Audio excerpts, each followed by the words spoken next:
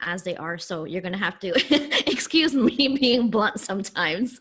But I want to talk about the importance of the white Americans and their process of actually speaking out against this murder, especially those white folks who are kind of in the middle. I'm not racist, but this isn't my problem. Why is it so important for these folks in particular to stand up and fight for justice for the Black community in this country? And this is actually a question that one of our listeners actually posted as well. So, we're getting one answer to the same question. So Tom Brady, actually, who is a famous football player, I'm pretty sure you know, was pushed to, support for an investigation, which he did. And he's using his celebrity status to bring not only awareness to this issue, but in my opinion, this is something he has to do, right? As a privileged white man, he doesn't have to worry about being shot at while jogging. He will never understand that. But it is imperative for people in his position to speak out. And a lot of my friends who happen to be white are asking, what can we do? How do we, as, usually being of the same race as the perpetrators who are committing these crimes, what is their responsibility? What is it that they need to do in order to be the ones who are part of the cycle to change things? Yeah. It's surprisingly simple, in my view. To be a human being is to be able to recognize that there are others around you who are human. All right. What is the responsibility of white America? Well, the responsibility is the same as Black America. It's the same as any community of color. It doesn't matter that your ethnicity or your nationality. Do what's right. Yes, Tom Brady, you used that example. It was right for him to use his celebrity to bring attention to this issue. But there's one Tom Brady, but there are a lot of Joes and Johns and Sarahs and Marys and Rebeccas all over this country who have neighbors. Talk to your neighbors, look them in the eye, and when the conversation, and not only when the conversation comes up, but raise the conversation. What do you think these people were doing when they gunned down this individual, when they gunned down this man, this son, this friend, this brother, this cousin of somebody, when he was killed in the middle of a street in broad daylight? It is the responsibility of all Americans to say it is not okay for any group to be targeted under any circumstance for any reason. This is a country of laws. This is a country of rights, and they apply to all of us. And I do think that it's easy for us to point to celebrities and say, what they can do. But let me share something that's a little bit off topic, okay, when it comes to using our status and our voice. Everyone has a voice. There's a phrase that I use often: just because we cannot do everything, that does not mean we have the right to do nothing. We cannot all go to Brunswick, Georgia, and stand on the steps of the courthouse. We cannot all go to Washington, D.C. and lobby in the halls of Congress. But in our neighborhoods, in our living rooms, in our homes, we can talk to those that we come in contact with daily and express just the common decency of the respect of life. How can we make arguments to defend the life of the unborn when we have such little regard for the life of those who are already here? How is it that we can watch a football game or a basketball game and cheer on a Black man when a little boy, yet to be a man, is in danger of losing his life by walking across the street? Those are the kinds of questions that we have to ask all over America. They cannot just come up at a Black dinner table.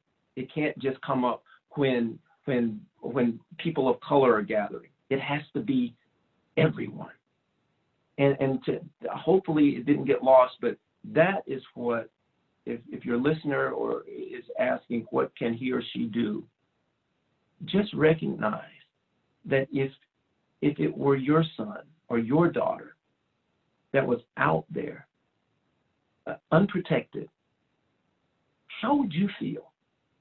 Put yourself in that position as much as you can. I know that it's virtually impossible for anyone to know the depths of what it's like to be Black in this country if you're not Black. But try. Just because you can't do everything, it is not an excuse to do nothing. We have a similar teaching in to what was just mentioned in Jewish tradition. It's lo alecha hamlacha ligmor. It comes from the Pirkei Avot text. You're not obligated to complete the work, but neither are you free to desist from it. That there's no way that any one of us can do this work alone, but we are obligated to be part of it. We have that. It's incumbent upon each of us to be a part of this work. And I want to take what you're saying just a step further, because as we look and in this conversation, we're three people representing three different faith groups, in which the sanctity of life is so important. It's at the heart of our faith traditions, and we have to be there for each other. We have to stand up for each other, for not only for the people we know, as you said, we need to be able to teach that within our own houses of worship, but it needs to go beyond those walls. That we need to start there, but also take it to stand with each other. And when you're speaking about what people can do, we find ourselves in a very unique moment. I know all of us have been together with others of other faith traditions, standing in halls of, whether in Capitol buildings or in the halls of Congress, and lobbying and speaking out and being part of vigils and so many moments in which we stand together. But right now we are in a place that we haven't been, and that's that place of being in our homes and trying to do this work of community that is a little bit more challenging.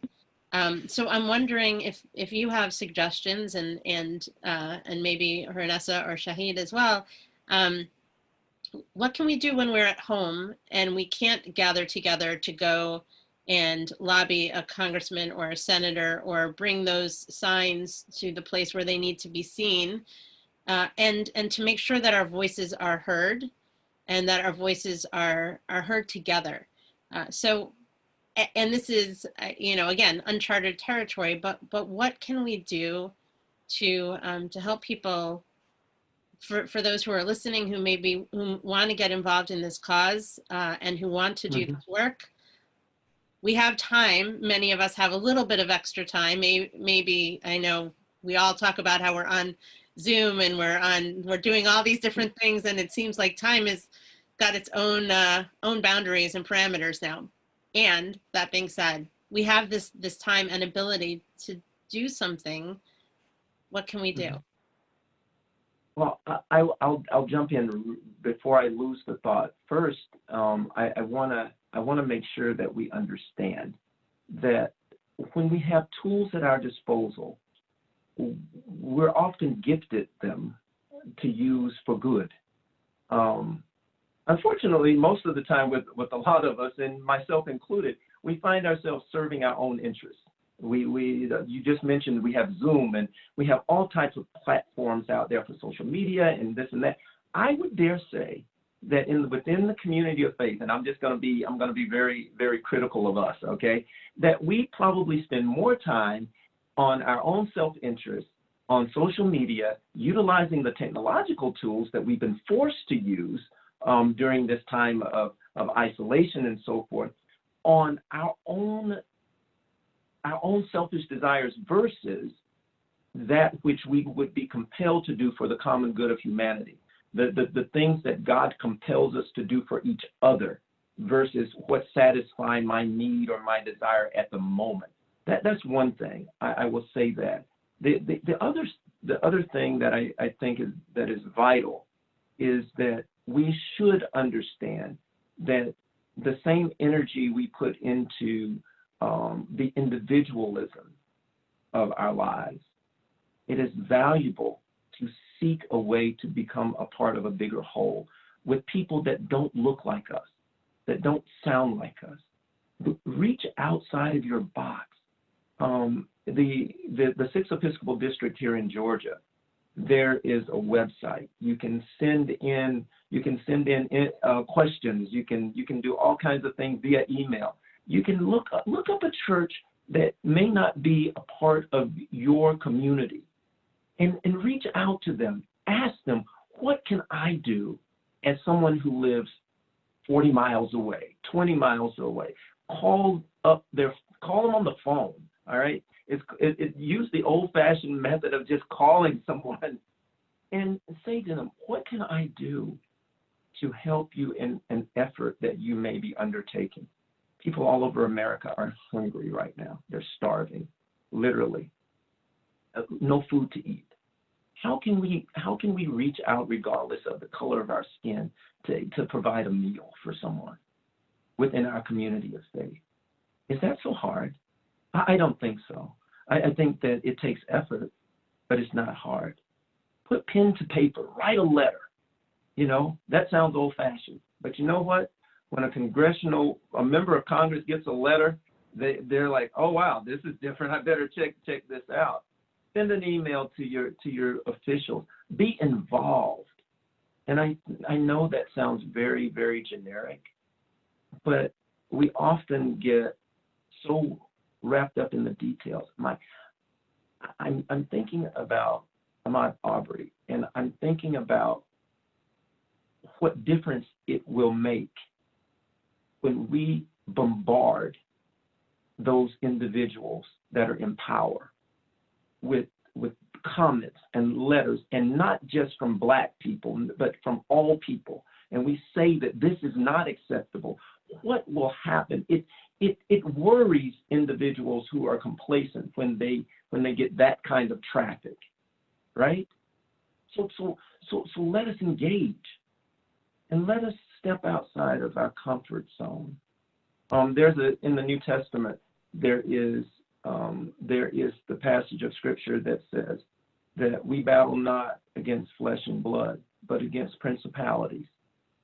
And my brothers and sisters who are listening, it is important for us to recognize that the evil within the hearts of men, that is not new. We're not fighting people. We are fighting the absolute evil that wants to destroy the creation of God.